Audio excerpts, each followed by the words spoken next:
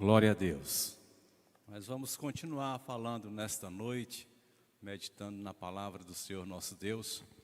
E nós temos falado, esse é o terceiro domingo, no tema Noiva, prepara-te para o teu casamento. Quando se fala em Igreja de Jesus Cristo, a gente fala de uma coisa muito importante. A Igreja de Jesus Cristo está ligada 100% ao encontro dela com Jesus Cristo.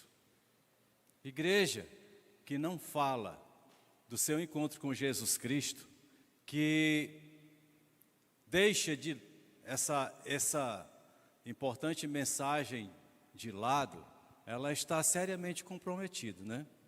Então hoje nós vamos falar um pouco mais a respeito, e se Deus quiser até o próximo domingo, se Ele assim permitir, nós estaremos ali falando também sobre esse tema.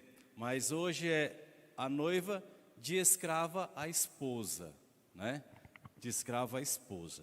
No primeiro momento que a gente estava aqui conversando, na primeira meditação, foi o plano de Deus de eternidade a eternidade, sempre baseado lá em Gênesis, né? Gênesis 2:7, então o Senhor Deus formou o homem do pó, muito conhecido dos irmãos, né, do texto, da terra, e soprou em suas narinas o fôlego de vida, e o homem se tornou um ser vivente. Não temos menor dúvida de que Deus formou o homem do pó da terra, e era de uma terra vermelha. Por isso que o nome Adão, ou Adam, quer dizer vermelho no hebraico, certo? Porque é uma terra vermelha, tá? E dali ele formou, e do 2:18 diz a palavra de Deus, que então o Senhor, Deus declarou, não é bom que o homem esteja só, farei para ele alguém que o auxilie e lhe corresponda. Deus não fez uma escrava, nem fez uma senhora, né? Deus fez alguém para andar lado a lado ali com o homem. E no Gênesis 2:24 diz assim: por essa razão o homem deixará pai e mãe e unir-se-á a sua mulher, ou se unirá à sua mulher, e eles se tornarão uma só carne, né? Uma só carne. Quando está falando de uma só carne, é claro que não houve aí como o nome siamês, que dá, né, siamês, aquelas quando duas pessoas estão grudadas uma na outra, né? Mas por aliança de sangue, tá? Pela relação conjugal, se torna uma só carne, esta união, e formam uma só família, tá? E é somente desta união de carne é que há uma possibilidade de gerar uma vida. E aqui note que o homem e a mulher eram perfeitos, não havia pecado. Já falamos sobre isso e vocês já ouviram que o primeiro casamento foi de um homem sem pecado e uma mulher sem pecado, que Adão e Eva não tinham cometido erro nenhum. Estavam em plena santidade, estavam em contato direto com Deus. Deus falava com ele, Deus falava e ia receber o culto lá pela viração do dia. Então nós percebemos isso aí nesse primeiro momento. Depois nós vimos a noiva à espera do noivo, tá? Até hoje a noiva está à espera do noivo.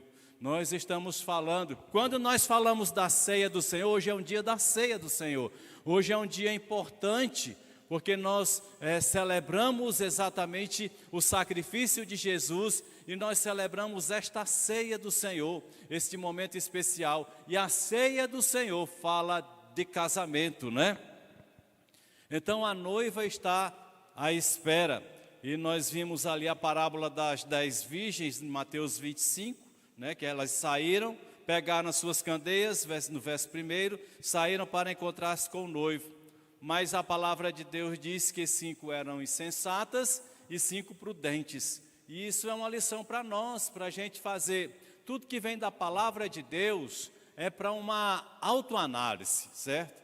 Nós, quando falamos a palavra de Deus, o objetivo não é lançar para que os outros acordem. A única palavra que nós lançamos para que os outros venham acordar é quando estamos falando do sacrifício na cruz, tá?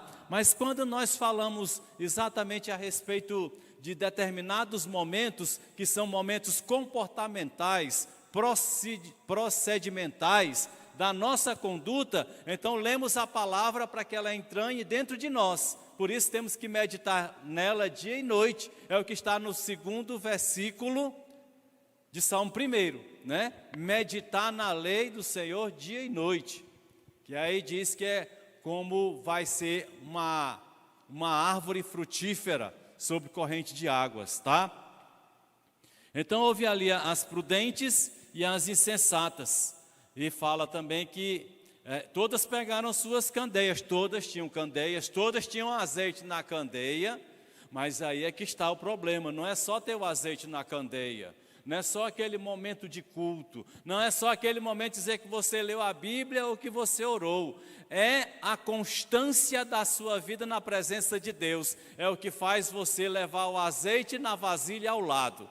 É o dia todo dia na presença do Senhor. Nós não estamos na presença do Senhor momentos. Nós estamos na presença do Senhor por constância, de contínuo. E essa é a diferença entre o insensato e o prudente. Porque o insensato acha que só ficar alguns momentos já está cumprindo a sua obrigação. Já fui na igreja domingo, pronto. Já fui na igreja este mês, eu conheci um cidadão que ele só ia para o culto uma vez por ano, na virada do ano. Ele disse, já fui esse ano, agora só ano que vem. Não funciona assim. As prudentes, elas estavam o dia todo dia, na presença do Senhor. Então, elas tinham azeite na candeia, mas tinha uma vasilha com azeite também, né? Então as virgens acordaram e prepararam suas candeias, não foi? E aí lá na frente, as insensatas foram atrás de mais azeite. E sabe o que aconteceu? É que quando voltaram, a porta estava fechada. Quando Noé entrou na arca, Noé passou o tempo todo da construção da arca, dizendo, vamos se arrepender, povo. Vamos se arrepender, gente. E o povo não se arrependia. O povo não mudava o coração. Depois que a porta se fechou, começou a chover, a trovoar, não teve mais jeito. Da mesma forma, quando o Senhor entrou para as bodas, a porta fechou e aquelas virgens que saíram disseram, abre-nos a porta, mas ele respondeu, a verdade é que não as conheço. Porque não adianta eu estar aqui pregando a palavra de Deus toda semana, preparar a mensagem e a minha vida ser dúbia, eu ter duas vidas. Mesmo preparando mensagem, mesmo vindo pregar, mesmo sendo motivado, não adianta se eu tenho dois tipos de comportamento, Deus vai naquele momento dizer, não te conheço, cidadão, sei nem qual é o teu nome. É isso que acontece. Por isso nós precisamos vigiar. Azeite não só na candeia, azeite na vasilha, ao lado da candeia, viu? Enche aí de azeite, porque assim você estará tranquilo até a vinda do noivo. Mas enquanto o noivo não vem, nós vamos continuar e vamos ver alguns aspectos sobre a noiva do Senhor Jesus, que é a sua igreja. E nós sabemos que o Antigo Testamento, ele se remete à eternidade através de Cristo e a sua igreja. O Antigo Testamento, ele traz sombras, ele traz exatamente revelações sobre o que acontecerá na eternidade, tá? Mas quando nós vamos falar a respeito disso, nós vamos entender também que Jesus Cristo, o primeiro milagre dele aconteceu segundo os registros da palavra de Deus, em João capítulo 2, o primeiro milagre dele aconteceu exatamente num casamento. O primeiro ato de Deus após criar a mulher, que foi o último ato de criação de Deus, o sexto dia, foi o casamento, que foi o último ato. O primeiro ato de Jesus foi num casamento, né? Então, no terceiro dia houve um casamento, João 2. Em Caná da Galileia, a mãe de Jesus estava ali. A mãe de Jesus estava naquele casamento. Jesus e seus discípulos também haviam sido convidados para o casamento. Quando tem pessoas no casamento, com exceção dos penetras, não tem, acho que quem vai para casamento sabe que aqui é acolá tem os penetras, mas o pessoal ficou mais esperto agora e distribui umas senhas. Se você não entrar com aquela senha, você não entra lá nos bufês, não é assim? Então, regra geral, em qualquer casamento, se convida os familiares e os mais próximos. E ali então foi convidada a mãe de Jesus, tá? A família de Jesus e os seus discípulos. Aqui não eram ainda apóstolos, mas eram discípulos. Também discípulos não significa dizer que eram só 12, porque não sabemos mensurar a quantidade, porque uma vez ele enviou 70, não foi? Para uma missão. Então a gente fica aí sabendo que eram discípulos. Mas aqui o 3 diz, tendo acabado o vinho, a mãe de Jesus disse-lhe, eles não têm mais vinho. Jesus dá uma resposta que para muitos é uma resposta dura, de acordo com a sua tradução. Na minha tradução, ele amenizou mais aqui o negócio, que ele diz assim, respondeu Jesus, que temos nós em comum, mulher? Porque em algumas traduções, Jesus diz assim, que tenho eu contigo, mulher? Né? E o pessoal diz, eita que Jesus foi mal educado. Não foi mal educado. Jesus, ele veio para cumprir a missão de Deus. E ninguém podia estar no seu caminho para impedir o que ele veio fazer. E ele continua, aí então ela diz assim, a sua mãe disse aos serviçais, façam tudo o que ele lhes mandar. Ali perto havia 6 potes de pedra do tipo usados pelos judeus para as purificações cerimoniais. Em cada pote cabia entre 80 a 120 litros, tá? E disse Jesus aos serviçais, encham os potes com água. E os encheram até a borda. Ficou bem cheinho, viu? Ali bem cheinho aqueles potes de pedra, que era para também servir para os animais, né? Então disse Jesus, encheu, Jesus nem tocou, apenas disse, agora levem ao mestre-sala, né? E ele disse, agora levem um pouco do vinho ao encarregado da festa, ou mestre-sala. Eles assim o fizeram.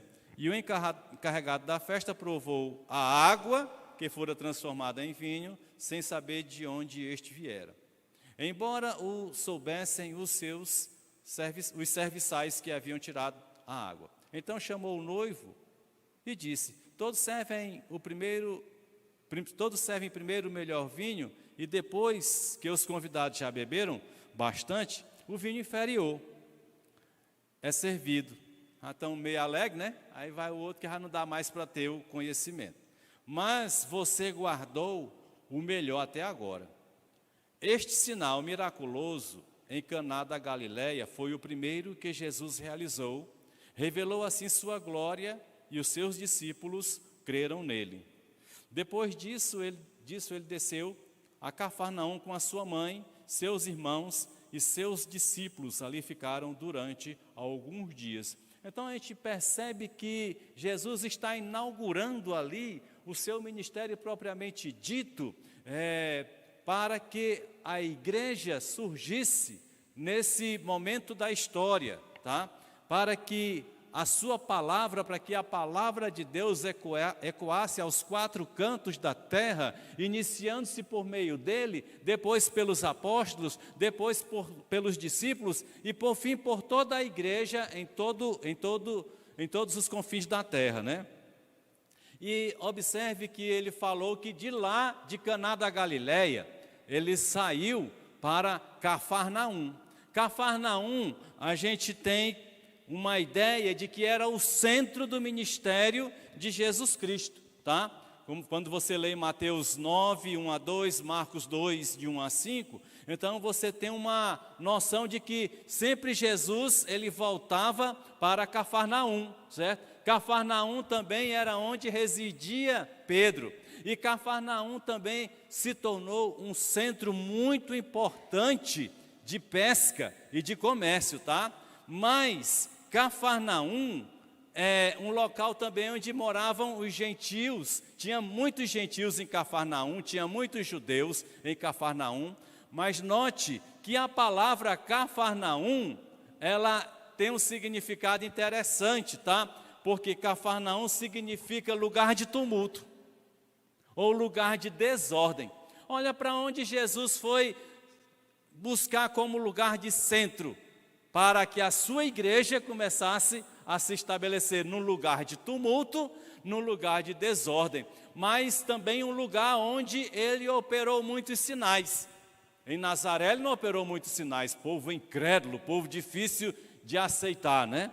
Mas então aqui nós vamos entender o seguinte, que ele estava em Caná da Galileia. Caná da Galileia era bem perto, ficava a 10 quilômetros de Nazaré, tá? Então era perto. O negócio tudo era a pé antigamente, não tinha moto, não tinha bicicleta, não tinha carro. Jumento e cavalo era para pessoas que tinham uma certa posição. Regra geral, todo mundo a pé. Então, eles foram de Nazaré para Galileia, para Caná da Galileia, para aquele casamento, foram a pé, foram os familiares todos andando para lá. Jesus também chega naquela festa. Jesus foi convidado e estava lá. E de lá ele parte então para Cafarnaum. Cafarnaum, 45 quilômetros de distância. Um pouco mais distante, mas dava para chegar no mesmo dia. E Jesus foi para Cafarnaum.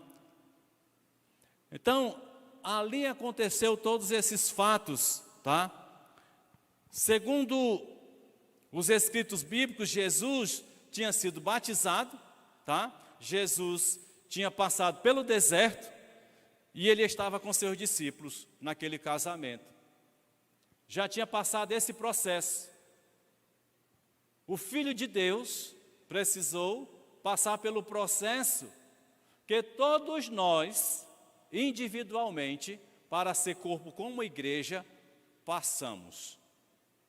O tema que estamos falando hoje é a noiva da escravidão à terra prometida, né? Então nós estamos falando a respeito desse tema. Aliás, a noiva de escrava à esposa, certo? Que é da escravidão à terra prometida, tá? E aqui nós vemos que Jesus Cristo, ele passa pelo deserto. A igreja tem que passar pelo deserto. Vamos entender mais lá para frente. Os milagres que Jesus fez, agora observe um detalhe. No Antigo Testamento vimos muitos milagres.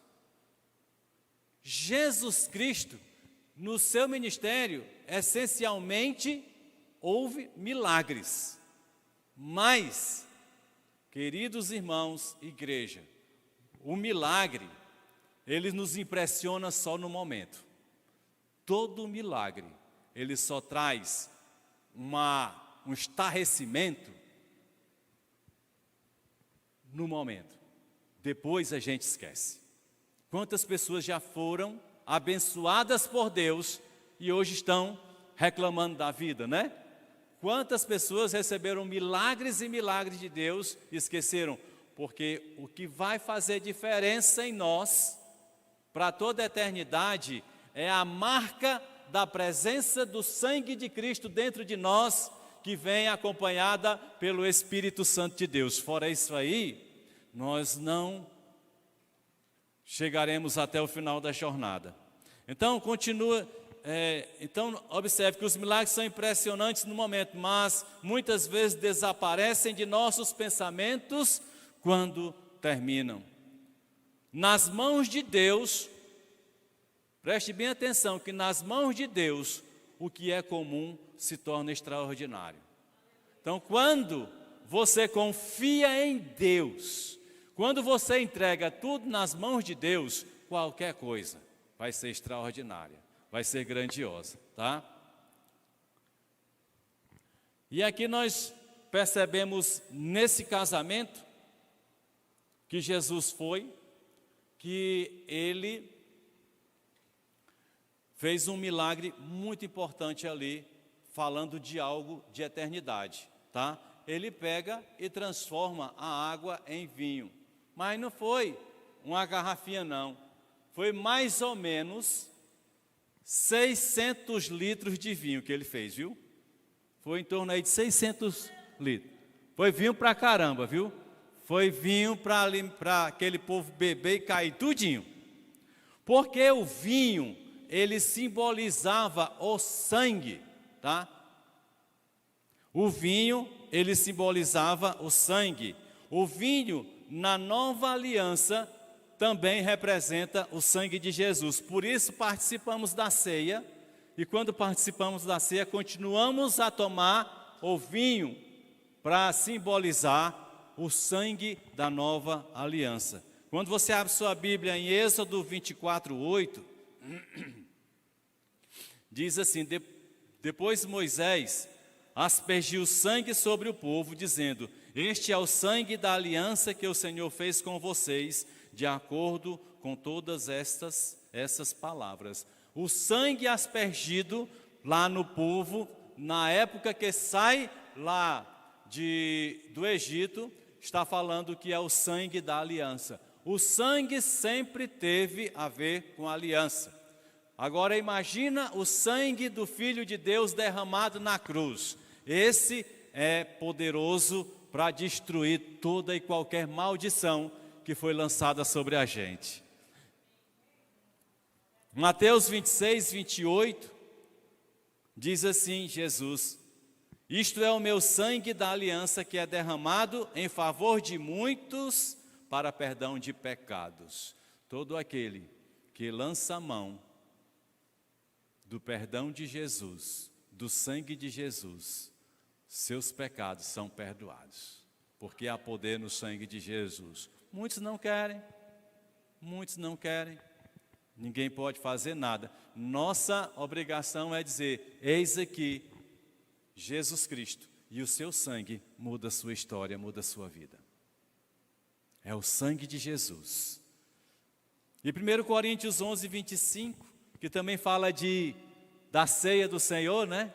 Desta ceia que nós participamos, diz assim: da mesma forma, depois da ceia, ele tomou o cálice e disse: este cálice é a nova aliança no meu sangue. Façam isto sempre que o beberem, em memória de mim. Portanto, meus queridos, no casamento, Deus uniu homem e mulher, realizou um milagre na transformação de água em vinho.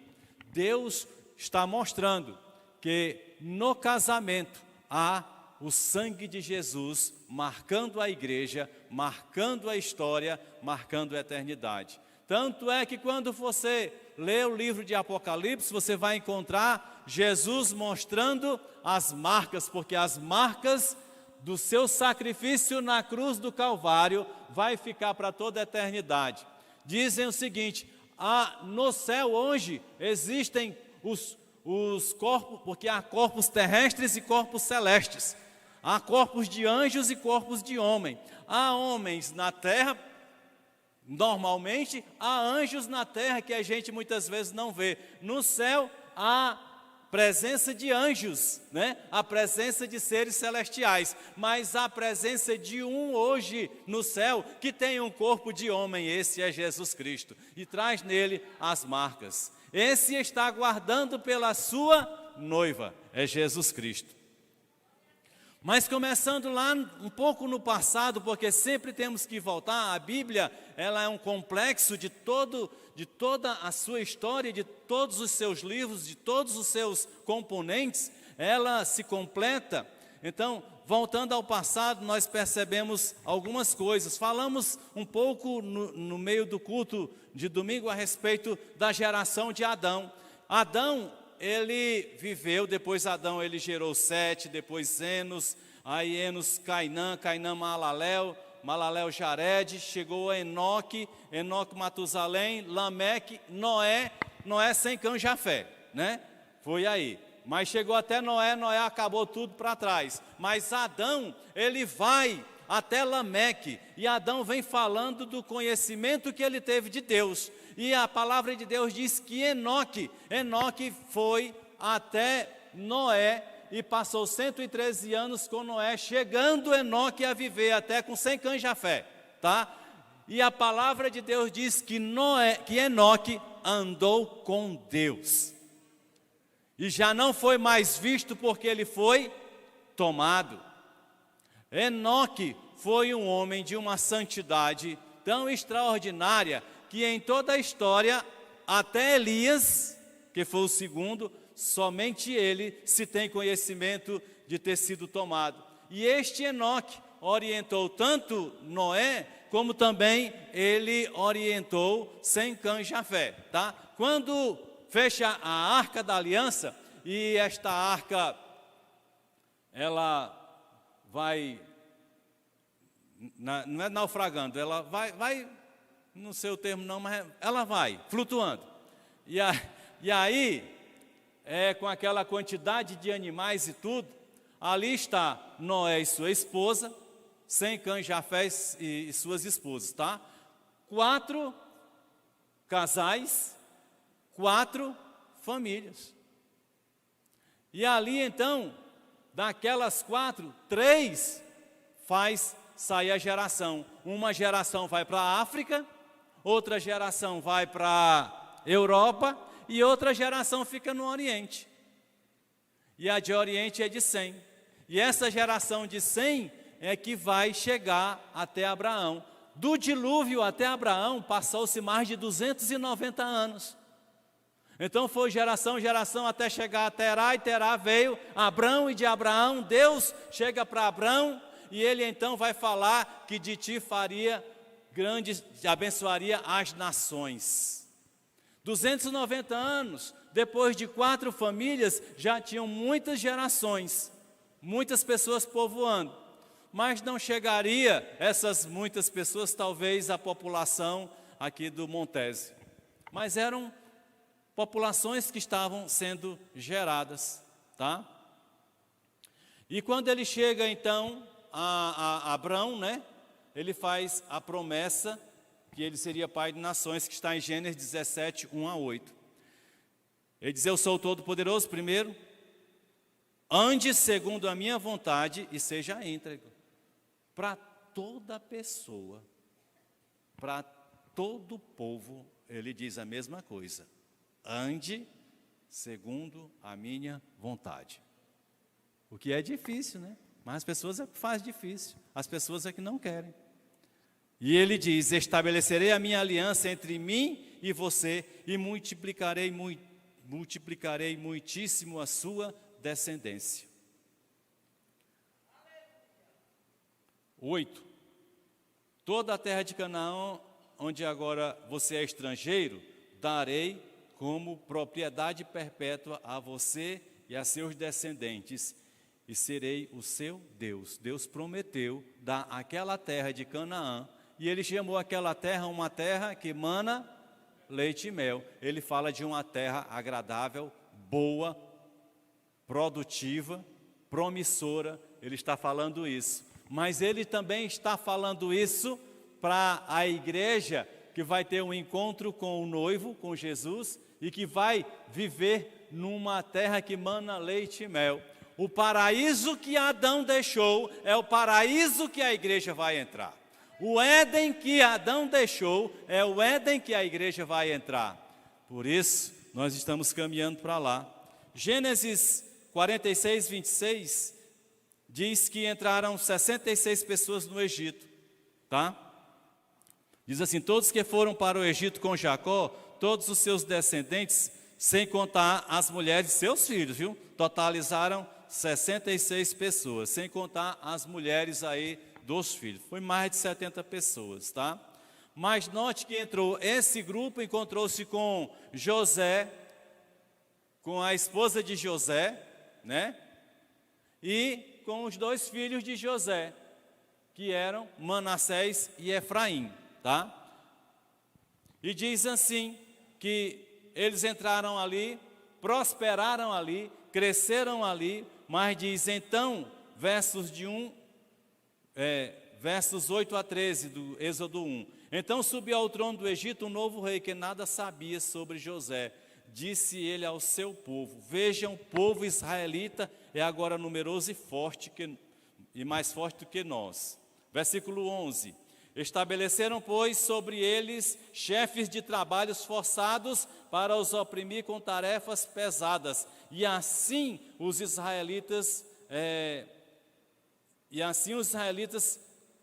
construíram para Faraó as cidades celeiros de Pitom e Ramsés. Versículo 13.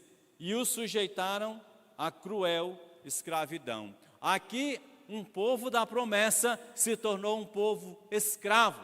O escravo não tem liberdade.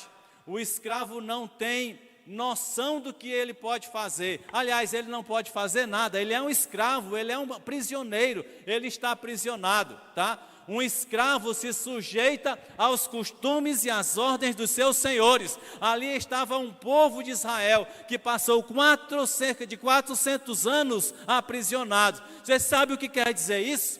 Aquela prisão gerou naquele povo, tá? Um desconhecimento de Deus, porque eles estavam sendo aprisionados por um povo idólatra, por um povo que não respeitava o Senhor, não reconhecia o senhorio do Deus Criador dos céus. Tinha Deus para tudo no mundo. Tudo no mundo tinha Deus. Deuses falsos, ídolos, demônios até. E eles adoravam, e era essa a imposição para os escravos. Então os escravos ficaram daquela forma. E sabe o que aconteceu? O povo se distanciou de Deus, se entregou à incredulidade. O povo ficou incrédulo. Depois de ficar incrédulo, idólatra e todo tipo de práticas abomináveis ao Senhor, aquele povo também começou a fazer em 400 anos de escravidão, tá?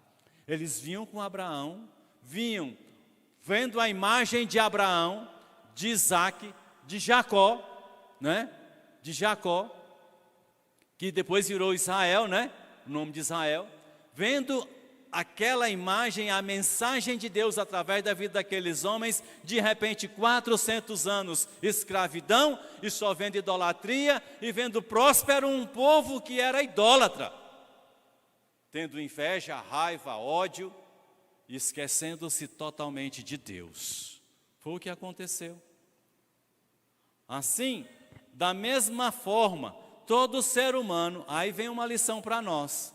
A igreja, ela vai ter origem exatamente na escravidão. Porque, olha, assim da mesma forma, todo ser humano distante de Deus vive na escravidão, sendo que da escravidão Deus tem tirado o seu povo, tá? Mas todo ser humano distante de Deus vive na escravidão.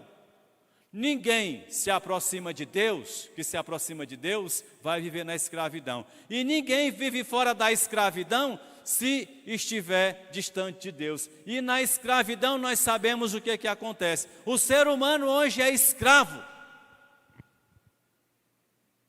Ele é escravo da sua vaidade. Ele é escravo do seu orgulho. Ele é escravo de Satanás. Ele é escravo da luxúria.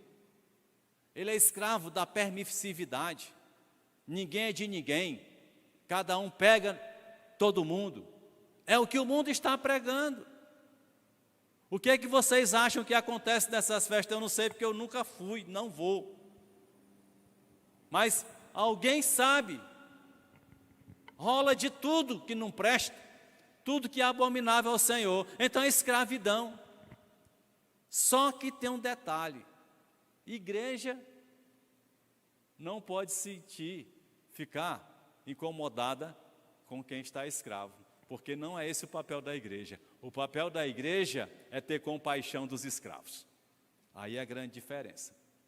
Porque a igreja já foi liberta do pecado, já está livre. Então ela tem que olhar para o pecador e ter compaixão dele.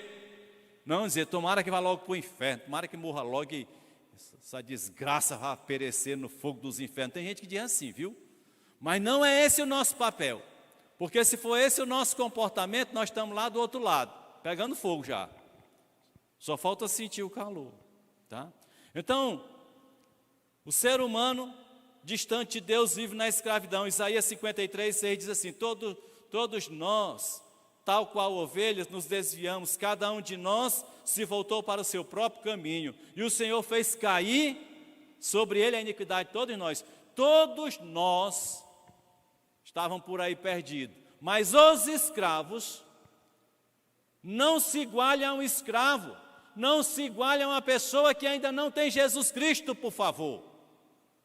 Porque quando você se iguala a alguém que não tem Jesus, você também está dizendo que não tem Jesus. Essa é a grande verdade. Porque quem tem Jesus, vai oferecer Jesus. Porque nós só podemos oferecer o que nós temos. E se nós temos o que os escravos têm, logo não temos o que Jesus tem. Essa é a grande diferença.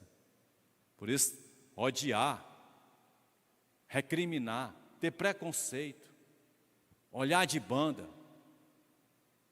se incomodar, não faz parte de quem tem Jesus Cristo. Não faz. Romanos 3:23 diz: pois todos pecaram e estão destituídos da glória de Deus. Todos, não escapou ninguém. Deus providenciou um libertador para o povo da promessa de Abraão. Deus providenciou um noivo, seu filho, para a noiva, a sua igreja. Êxodo 3, 7, 9 e 10, diz assim, falando de um clamor: disse o Senhor, de fato tenho visto a opressão sobre o meu povo no Egito, na escravidão, né? E também tenho escutado o seu... O quê, gente? Abre essa boca, pelo amor de Deus. Abre essa boca. Por causa dos seus feitores. E sei quanto eles estão sofrendo. Olha aí, estão acordando, né? Pois agora o clamor dos israelitas chegou a mim. Deus falando com Moisés, lá diante, lá no meio de uma sarça pegando fogo, e ele diz: pois agora o clamor de Israel chegou a mim. Chegou 400 anos depois, porque o povo ficou aguentando, reclamando e murmurando. Só um momento é que o povo clamou. Porque que tal a gente experimentar, juntar a nossa família e clamar a Deus pelos nossos vizinhos, pelo nosso bairro, pela nossa igreja, pelos nossos familiares? Por que não temos feito isso? Se não fazemos, Deus não ouve. Deus ouve a partir do nosso clamor. O que está havendo com a igreja? A igreja perdeu a autoridade? De modo nenhum. O problema é que dormimos. Não na hora certa. Porque não é hora de dormir. É hora de clamar. É hora de estarmos clamando por vidas. Porque é que quando a gente vai para um culto, e é um culto lá no meio da rua, a gente não fica suplicando ao Senhor: Deus, salva a vida, toma a vida, e a gente fica olhando para o outro, olhando para o celular, conversando de futebol, falando disso, daquilo outro, e esquecemos que estamos ali como luz do mundo, gente. A gente precisa abrir os olhos e acordar. As pessoas vêm para a casa do Senhor e ficam olhando o celular, perdendo tempo. Eu não tenho um problema nenhum, não. Você quer olhar seu celular, olha, você quer ver futebol, veja. Não é meu problema. Entende? Ah, isso não é possível. Eu digo: não, meu amigo, eu tenho que ser um atalaia e falar, mas eu não tenho que mudar ninguém. É você que tem que tomar uma posição. Porque você vai chegar diante do Senhor um dia, cedo ou tarde. Eu vou chegar lá, eu estou mais perto, porque muita gente aqui, né? Eu acho. Eu espero demorar mais do que muita gente, mas parece que no natural é um coração já arrebentado, mais de 60.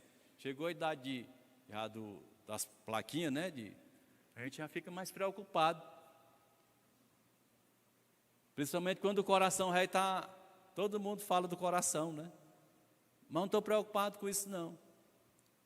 O que eu me preocupo todo dia é como eu estou com o meu Senhor.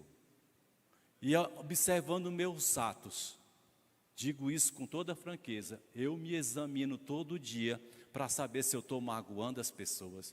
Eu sou uma pessoa que brinco demais, né? Por incrível que pareça, eu tenho essa cara assim, mas eu aprontei demais na vida, fazendo hora com todo mundo, brincando, não desfazendo, né? E às vezes eu fico me fazendo essa reavaliação, porque tem gente que não gosta, né? Aí eu peço perdão, aí não brinco mais com essa pessoa. Mas aí ele diz, pois agora o clamor dos israelitas chegou a mim e tenho visto como os egípcios os oprimem. Vá, pois agora eu envio ao faraó para tirar do Egito o meu povo, os israelitas. Deus mandou Moisés. Moisés distribuiu de todo jeito para não ir. Mas quando Deus manda, não tem perigo, você vai. Você é Jonas, vai afundar o pobre do barco, que não tem nada a ver com isso. Dá prejuízo para os outros, mas no final você vai. Porque quando Deus manda, não tem essa história de dizer, não, vou dar um jeitinho por aqui, vou conversando com Deus. Não tem perigo. E eu quero dizer, igreja tem missão. Se você, não, meu papel na igreja é ficar sentado lá, calado, entrar calado e sair mudo. Essa missão Deus não deu para ninguém. Até na igreja você tem que abrir a boca e glorificar o Senhor. Bater palma e dar aleluia, né? Olha. Mas não pedi para bater palma, não. Mas se é para bater palma, vamos fazer o melhor, né? Amém. Acredite que quem vive longe de Jesus Cristo vive na escravidão. E sendo escravo, vive em profundo sofrimento. É desse tipo de comportamento, desse ambiente, que Deus está formando a sua igreja, tirando da escravidão. Está tirando de onde? De onde tem tudo que não presta.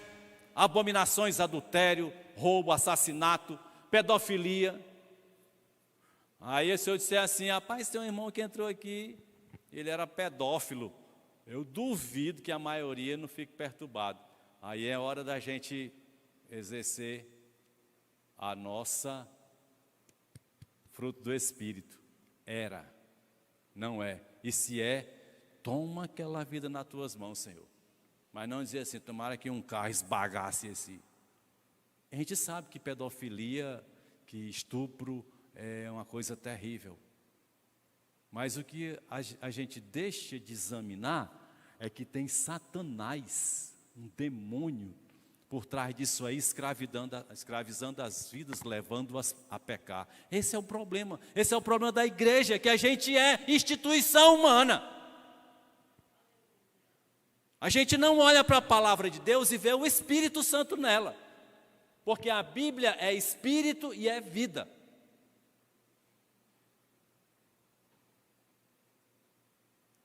Todo mundo ficou com ódio do centurião e dos que mataram Jesus Cristo. Por quê? Se ele não odiou. Todos ficaram com ódio dos que apedrejaram Estevão. Até de Paulo ficaram com ódio. Por quê? Se o próprio Estevão não os odiou.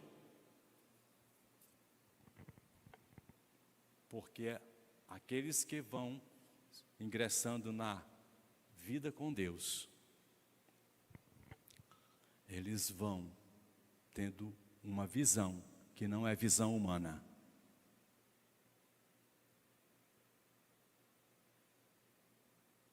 Eu vou contar uma história que aconteceu aqui dentro, não vou dizer o nome de ninguém, e vocês não vão saber porque já faz tempo. Entrou uma pessoa aqui, uma prostituta, se converteu aqui, e na hora que ela saiu, alguém daqui disse, você veio aqui, eu sei que você vai fazer aqui, não volte mais aqui não.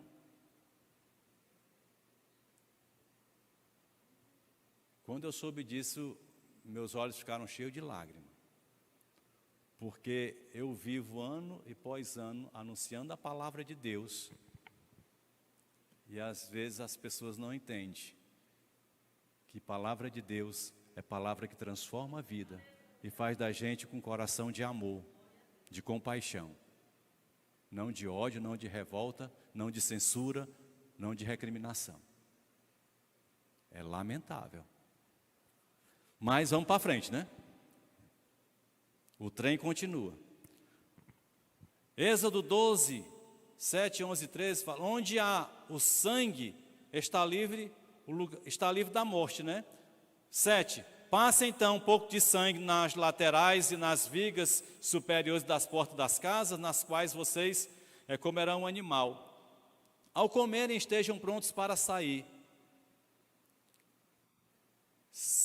Cinto no lugar, sandália nos pés e cajado na mão. Comam apressadamente. Esta é a Páscoa do Senhor. E é para comer ligeiro. O sangue será um sinal para indicar as casas em que vocês estiverem. Quando eu vi o sangue, passarei adiante. A praga de destruição não os atingirá quando eu ferir o Egito. Deus, pelo sangue ali, matou os primogênitos do Egito. Mas Deus poupou os filhos de Israel.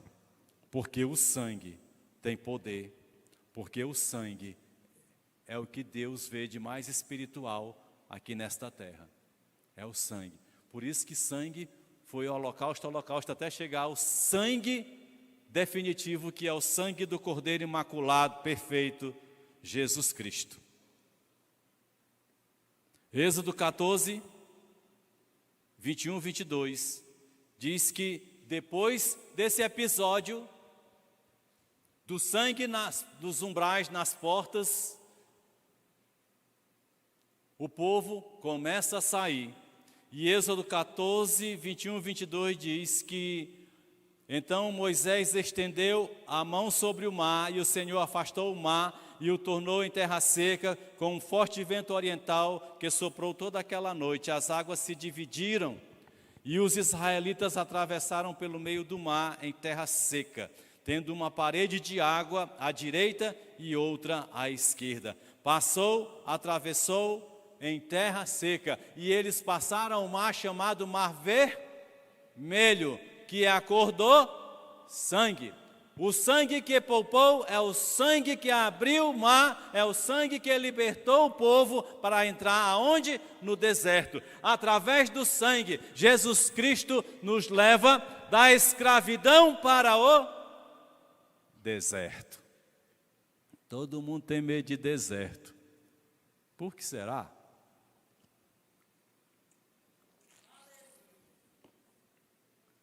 O povo foi para o deserto, passou 40 anos no deserto. 40 anos no deserto.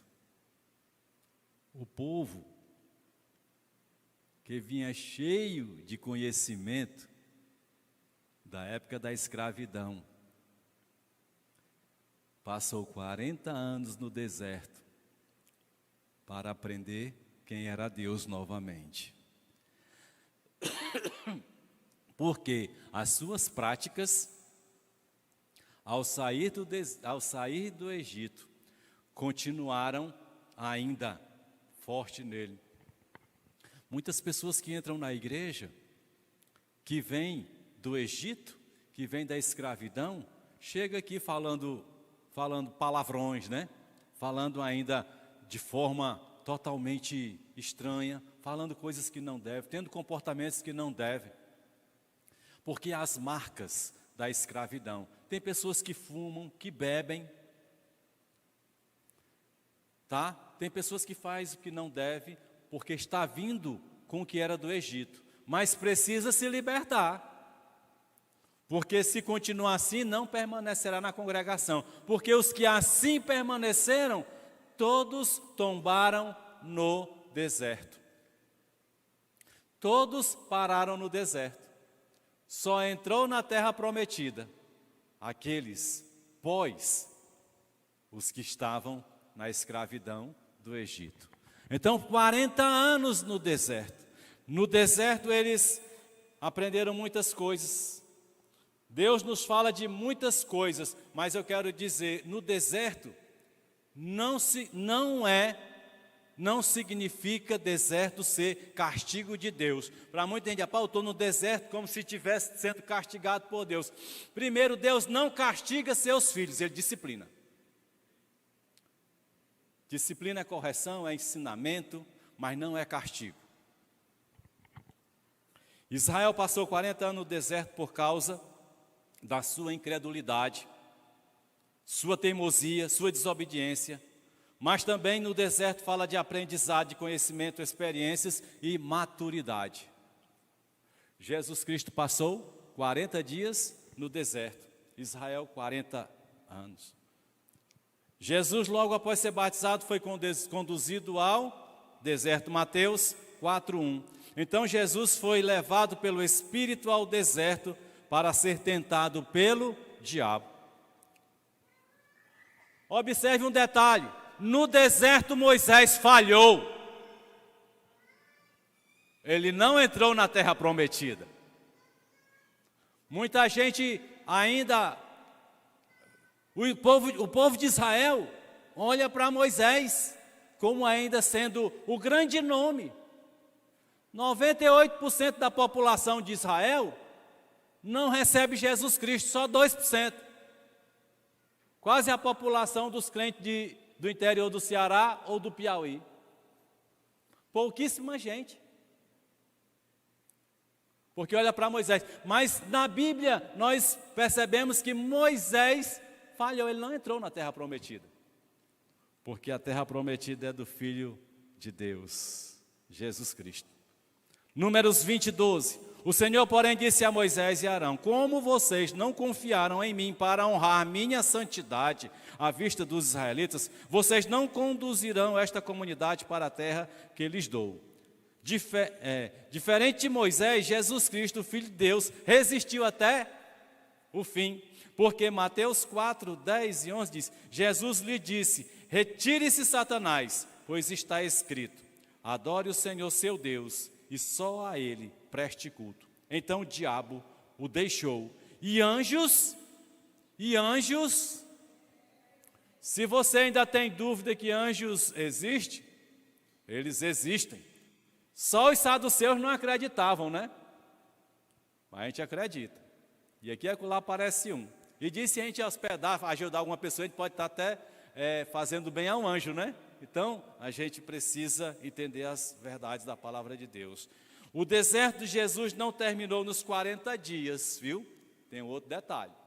O deserto de Jesus terminou, sabe aonde? João 19:30. Tendo aprovado, Jesus disse: está consumado. Na cruz terminou o deserto de Jesus. Na cruz começa o nosso deserto. Nós estamos no deserto. Se alguém disser que está na terra prometida, está no lugar errado, já era para estar no céu. Nós estamos passando pelo deserto. Estamos saindo de uma escravidão, porque ainda o pecado nos rodeia. Não pode nos dominar, porque se dominar, precisamos refazer o caminho para começar tudo de novo. A igreja hoje está passando pelo deserto. Precisa orar, precisa jejuar, precisa de comunhão. No deserto é onde a noiva está sendo adornada, preparada para o casamento. Também está sendo experimentada. Mateus 9:15 vai falar para a gente, já dando essa dica. Ele diz assim, Mateus 9:15, Jesus respondeu: como podem os convidados do noivo ficar de luto enquanto o noivo está com eles? Virão dias quando o noivo lhe será tirado, então jejuarão. Essa é a hora. O noivo foi tirado da gente. Quando? Na cruz do Calvário. Ele foi tirado de nós para dar lugar a nós. Agora nós vamos, então, jejuar, buscar o Senhor, estar diante dEle, louvar o seu nome. É isso que faz a diferença. O inimigo continua na luta, mas agora não mais contra Jesus Cristo. Ele tentou Jesus Cristo de toda maneira, não deu certo. Está tentando a gente, viu? O inimigo tenta a igreja.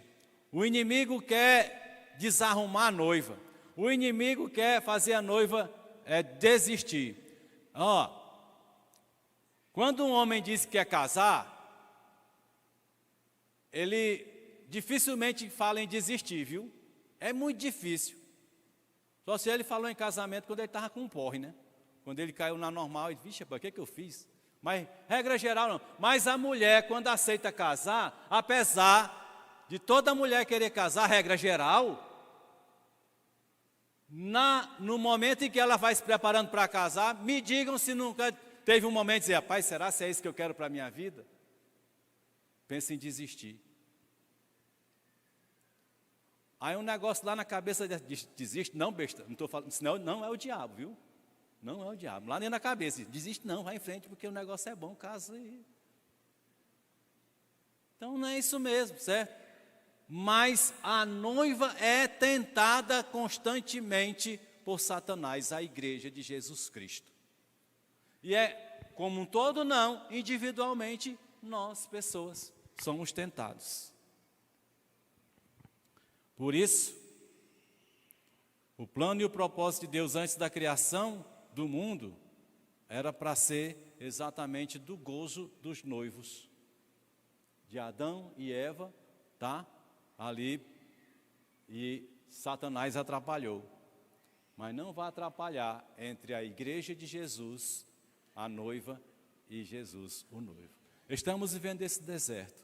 Nós vamos seguir nesse deserto. No próximo domingo, vamos continuar um pouco mais de deserto. Não deu para parar o deserto hoje, mas domingo a gente encerra o deserto e a gente vai encerrar essa meditação falando a respeito da nova Jerusalém, adornada para o encontro e para viver com Jesus Cristo. Amém?